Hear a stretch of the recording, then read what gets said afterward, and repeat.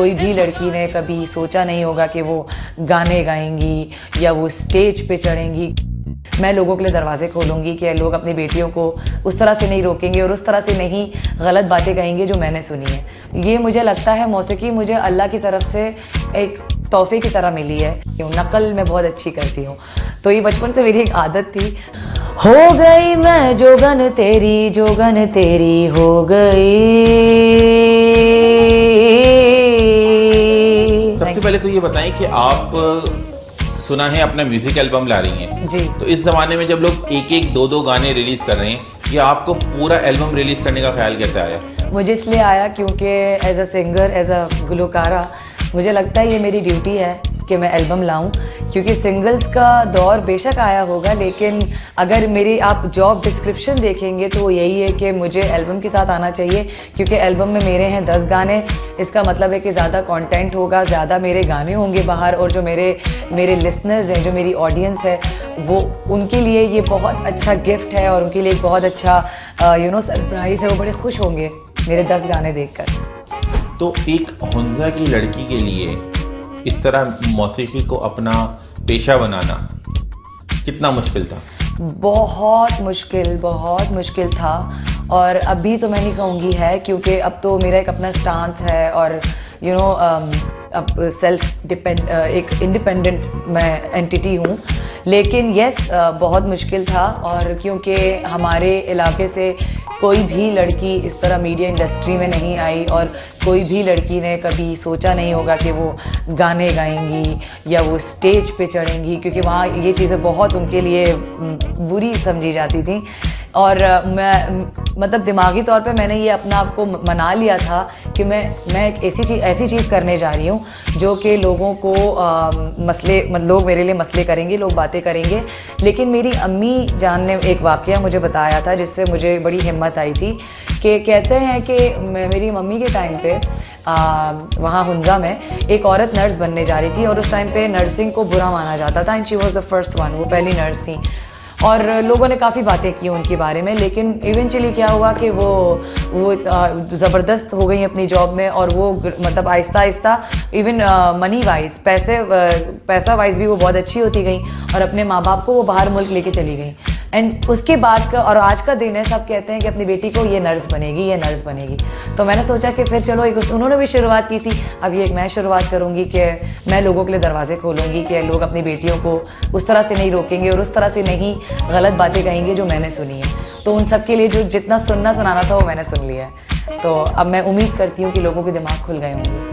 आप तो कराची डिवीज़न की तरफ से अंडर 19 क्रिकेट खेलती थी। जी। तो वो भी आपने छोड़ दिया, और मौसीकी कैसे कर ली?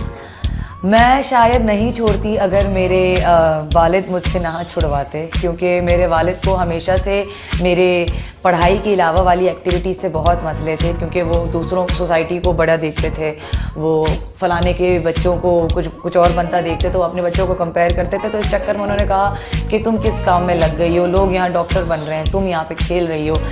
तो चलो, मैंने बहुत सारी चीज़ों में बहुत कुर्बानी दे दी थी, लेकिन उस कुर्बानी की वजह से मैं मेंटली बहुत ज़्यादा डिस्टर्ब हो रही थी। मैं जहनी तौर पे मैं बहुत ज़्यादा तंग हो गई थी। तो इस वजह से फिर जब मौसीकी मेरी ज़िंदगी में आया तो मुझे हुआ कि नहीं, अब इसको तो मैं नहीं छोड़ूंगी, क्योंकि ये मुझे लगता है मौसीकी मुझे अल्लाह की तरफ से एक तोहफे की तरह मिली है। और मुझे लगता था कि अगर मैं अल्लाह के तोहफे को अगर नज़रअंदाज कर दूंगी तो शायद मेरे लिए इससे बड़ा कहर नाम की कोई चीज़ नहीं होगी। तो इसलिए मैंने मौसीकी को अपने साथ जोड़ के रखा।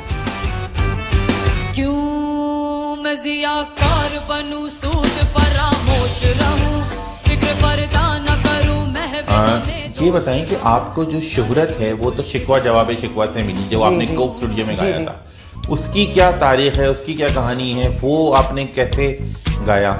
उसकी कहानी कुछ यूँ है कि मुझे ऐसा लगता था जैसे कि मेरे कंधों पर एक बहुत बड़ी रिस्पॉन्सिबिलिटी आ गई है, एक जिम्मेदारी आ गई है। क्योंकि अल्लामा इकबाल जी जो हैं, उनका भी डेब्यू था मेरे साथ, वो भी कोक स्टूडियो में मेरी तरह पहली बार उनकी पेशकश की जा रही थी। तो और उनके फिर उनकी उर्दू, क्योंकि उस शिकवा जवाब शिकवा में सिर्फ उर्दू नहीं है, उसमें फ़ारसी के भी काफ़ी अल्फाज उसमें हैं। और यकीन करें, मैंने दिन रात लगा दिया था अपने पार्ट पे मेहनत करना और मतलब उसको अच्छे से डिलीवर करना। और अगर इसका 10% भी अगर मैंने इसके साथ अगर इंसाफ किया है तो मेरे लिए बहुत बड़ी बात है और मैं बहुत शुक्रगुजार हूँ अल्लाह की कि उन्होंने इतनी इज्जत दी इस कलाम के साथ।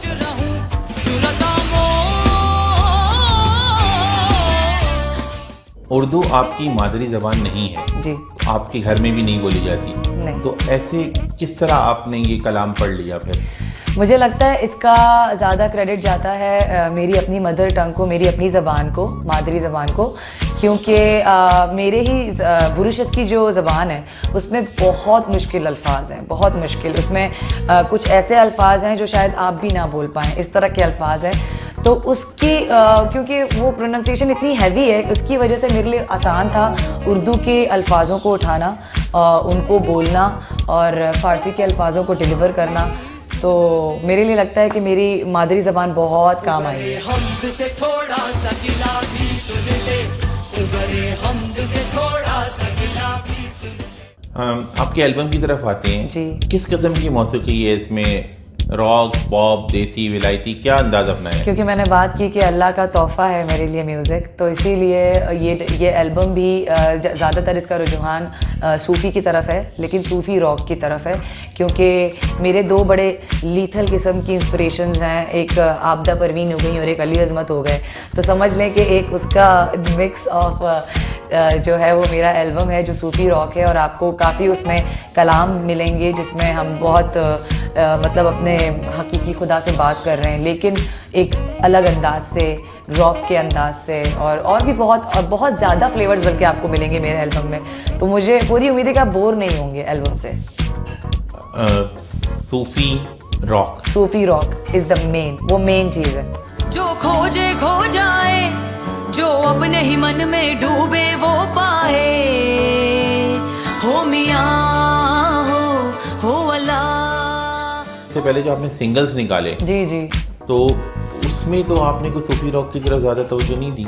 सूफ़ी रॉक की तरफ तवज्जो थी लेकिन इतना हार्डकोर नहीं थी। लेकिन चलें ये भी कह सकते हैं कि क्योंकि मुझे बड़ा शौक़ है अपने कल्चर से इंटैक्ट रहने का, नॉट ओनली हुंजा कल्चर भी है, लेकिन ओवरऑल अगर हम पाकिस्तान का कल्चर देखें तो इस वजह से अगर आप मेरा पहला सिंगल देखेंगे तो वो केसरिया था जो माई ढाई के साथ था, और उसमें हमने बड़ा फोक को प्रमोट किया था और उसमें हमने बड़ा उमरकोट के कल्चर को प्रमोट किया था।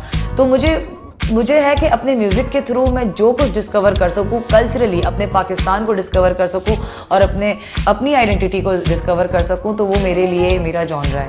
तो मैं म्यूज़िक के थ्रू पूरी दुनिया को दिखाना चाहती हूँ कि पाकिस्तान क्या है और कैसा है और मेरा अपना कल्चर कैसा है, क्योंकि कल्चर जो होते हैं ना वो इतनी खूबसूरत चीज़ है, वो आपको बहुत फैसिनेट करते हैं और मुझे बड़ा मज़ा आता है जब मैं अपने कल्चर को इन्वॉल्व करती हूँ अपने म्यूज़िक के साथ।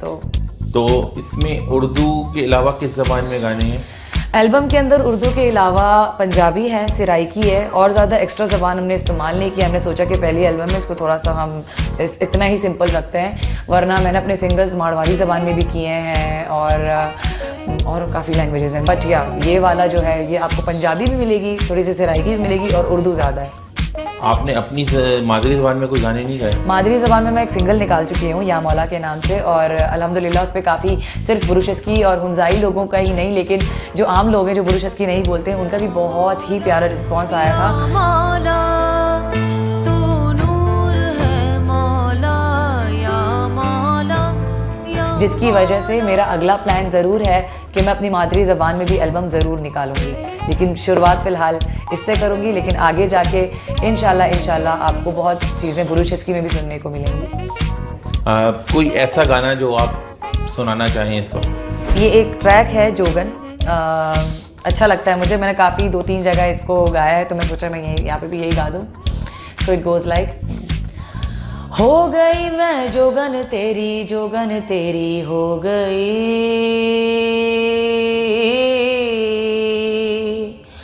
हो गई मैं जोगन तेरी हो गई, ढूंढन को निकली खुद को, ढूंढन को निकली खुद को, पर थारे में खो गई, हाँ पर थारे में खो गई, हाँ जोगन तेरी